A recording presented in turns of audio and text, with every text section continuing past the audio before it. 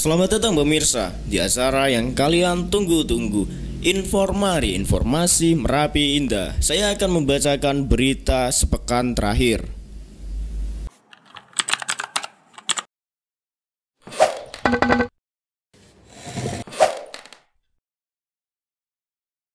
Berita pertama, tabung gas bocor, kios di Pasar Tegalrejo, Magelang terbakar.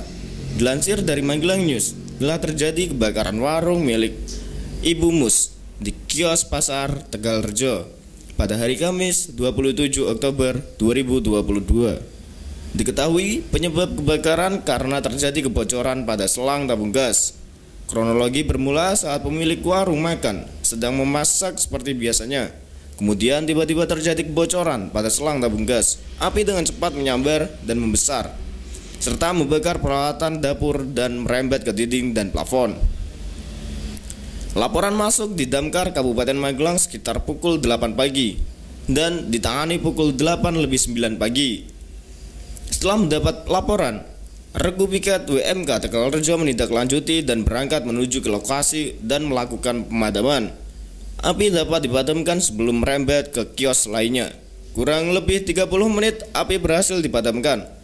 Diperkirakan kerugian sekitar kurang lebih 5 juta dan tidak ada korban jiwa dalam peristiwa tersebut.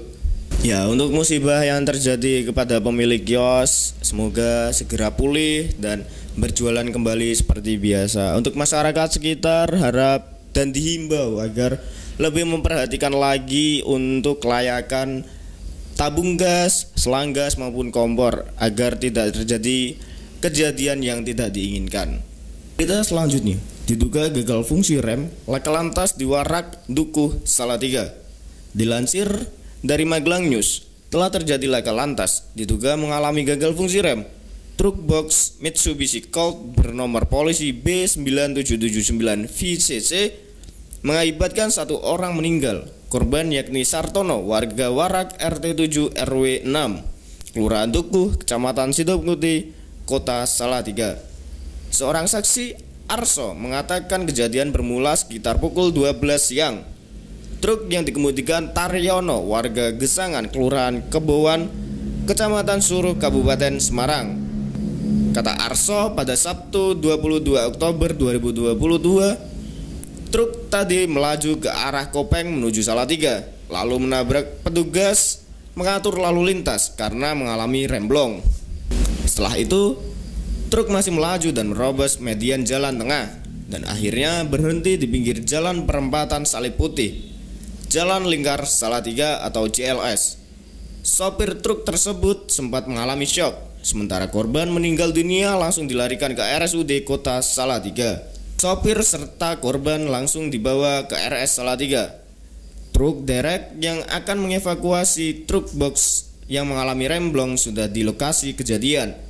Namun karena cuaca yang tidak mendukung, belum dilakukan evakuasi pengambilan truk box, sehingga Kasih Humas Polres Salatiga Ibnu Hendri Widioriani menambahkan, kecelakaan terjadi diduga karena truk mengalami gagal fungsi rem sehingga mobil melaju tanpa kendali. Bersamaan dengan itu, di pinggir jalan JLS ada seorang yang berjalan. Karena jarak terlalu dekat dan tidak bisa saling menghindar, sehingga terjadilah kecelakaan lalu lintas terangnya. Akibat kejadian itu, satu orang meninggal dunia yaitu Sartono, mengalami luka sobek pada muka, lecet lengan dan kaki, memar pada dada.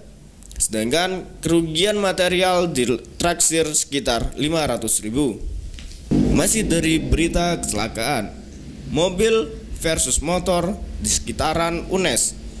Pria Parubaya tewas di lokasi kejadian.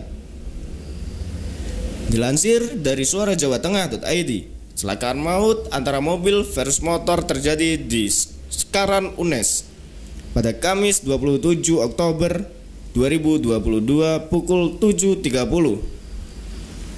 Akibatnya pengendara motor yakni Suyanto, 62 tahun, warga dari Banaran, Kelurahan Sekaran, Kecamatan Gunung Pati, Kota Semarang meninggal dunia di lokasi kejadian. Melansir dari jatengnews.id, seorang saksi mata itu menjelaskan kejadian bermula saat mobil Suzuki Vitara hitam bernomor polisi K8217F yang dikemudikan oleh Slamet Hartono 67 tahun, warga Jalan Candi Panataran, Kelurahan Kalipancur, Kecamatan Ngalian, dahului kendaraan di depannya.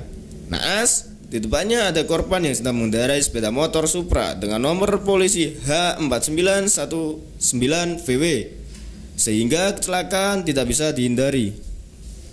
Mobil tersebut dari arah Ampel Gading ke arah Barat Unes diduga kurang waspada dan melebihi marka tidak putus, sehingga terjadi laka, kata Kanit Gakum Polrestabes Semarang AKP Aji Setiawan Kamis 27 Oktober 2022. Korban mengalami luka kaki dan patah, cedera di kepala. Lalu jenazah dibawa ke RSUP Dr. Karyadi, Kota Semarang, tambah AKP Aji. Informasi awal mengenai kecelakaan maut di lingkar Unes Semarang dikabarkan oleh akun Instagram @kejadian_smg. Dalam foto-foto yang dibagikan, tampak detik-detik pasca kecelakaan maut di lingkar Unes Semarang antara mobil dengan motor. Beberapa warga tampak ikut mengevakuasi kecelakaan maut tersebut. Ya, dari kedua kejadian tersebut, semoga korban yang meninggal diterima di sisinya dan amal ibadahnya juga diterima oleh Yang Kuasa. Untuk korban luka-luka, semoga cepat sembuh dan bisa beraktivitas lagi seperti biasanya. Untuk para pengendara sepeda motor atau mobil atau apapun itu, semoga dengan kejadian ini kita belajar bahwa jika kita tidak fokus, kita harusnya menepi dulu karena untuk mengembalikan kefokusan dalam berkendara. Mungkin kita sudah fokus tetapi pengendara lain tidak fokus, gitu juga menyebabkan kecelakaan. Jadi kita harus saling menjaga kefokusan serta menjaga keselamatan dalam berkendara. Berita terakhir, komitmen berantas narkoba. Ditres Narkoba Polda Jateng musnahkan 3,4 kg barang bukti sabu jaringan internasional. Dilansir Suara Jawa Tengah.id, Ditres Narkoba Polda Jateng bersama Bit Lab 4 Polda Jateng menggelar acara pemusnahan barang bukti narkotika jenis sabu seberat total 3.430,6 gram. Kegiatan pemusnahan barang bukti dipimpin langsung oleh Ditres Narkoba Kombes Pol Lutfi Martadian, bertempat di Mako Ditres Narkoba Polda Jateng, Kota Semarang, Kamis 27 Oktober 2022. Turut hadir menyaksikan proses pemusnahan Kepala Kantor Bea dan Cukai Tanjung Mas Anton Martin beserta sejumlah perwakilan dari BNNP Jateng, Kejari Nganjuk dan Kejari Tulungagung. Barang bukti yang dimusnahkan tersebut merupakan sitaan dari 3 tersangka berinisial HS, UK, dan KK dalam kasus penyelundupan sabu dari Malaysia.